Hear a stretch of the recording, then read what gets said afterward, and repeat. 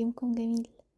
امبارح اتكلمنا عن اننا ازاي نحب نفسنا ونتصالح مع المراية ونتصالح مع نفسنا.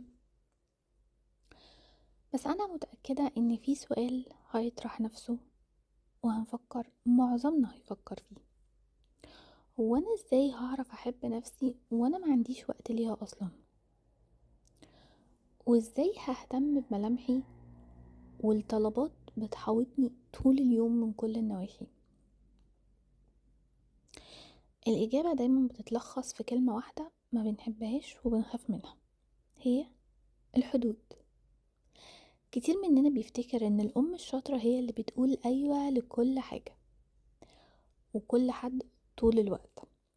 بنحس بذنب رهيب لو فكرنا نقول لأ لو حد طلب مننا طلب،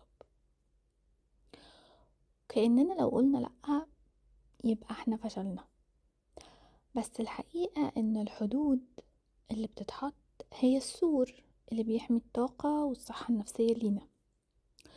لما بتقولي لأ لحاجة فوق طاقتك، انتي فعليا بتقولي أيوة لراحتك ولهدوءك وللأم الهادية اللي ولادك محتاجينها بجد.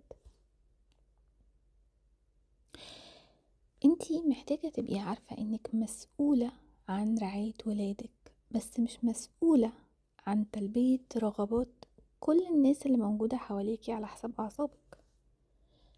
الضغط اللي احنا بنعيشه سبب أساسي فيه ان حدودنا مش واضحة.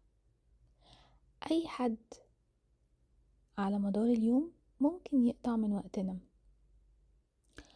أي حد فجأة يطلب مننا طلب ممكن يخلينا نلغي الخطط اللي احنا حطيناها لنفسنا. الحدود هي اللي بتفكرك انك انسانة ليكي حدود في الطاقة وفي الوقت، والاعتراف بالحدود ده هو قمة الذكاء والرحمة بنفسك.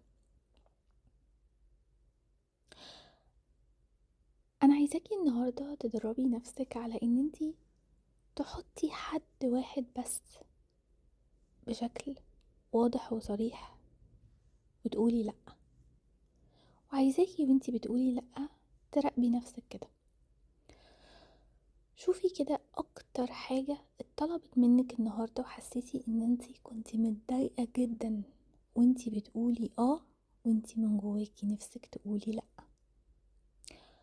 خدي نفس وابدأي استخدمي الطريقة دي. جربي كده تقولي انا حابة جدا جدا ان انا اساعدك او اعمل لك الحاجة دي النهاردة، بس فعلا النهاردة انا تعبانة ومحتاجة ارتاح شوية عشان اقدر اكمل واركز. او ايه رأيك ممكن نأجل الطلب ده لبكرة؟ لاحظي كده شعورك بعد ما رسمتي الحد ده، هل حسيتي ساعتها بجلد ذات؟ لو ده حصل، طب محتاجة ان انتي تفكري نفسك في اللحظة دي تقولي هنا انا مش برفض الشخص، انا بحمي طاقتي عشان اقدر ادي بحب. لو لاحظتي حاجة تانية شاركيها معي. وعلشان نساعد بعض نكسر حاجز الخوف ده، قوليلي كده ايه اكتر كلمة او طلب بتحسي انه صعب جدا انك تقولي عنده لأ؟ وهل جربتي قبل كده ترسمي حدود والنتيجة كانت مريحة ليكي ولا كانت ايه النتيجة اللي حصلت؟ شاركوني كده تجاربكم مع الحدود. بكرة هنعرف ازاي نتعامل معاها بشكل افضل.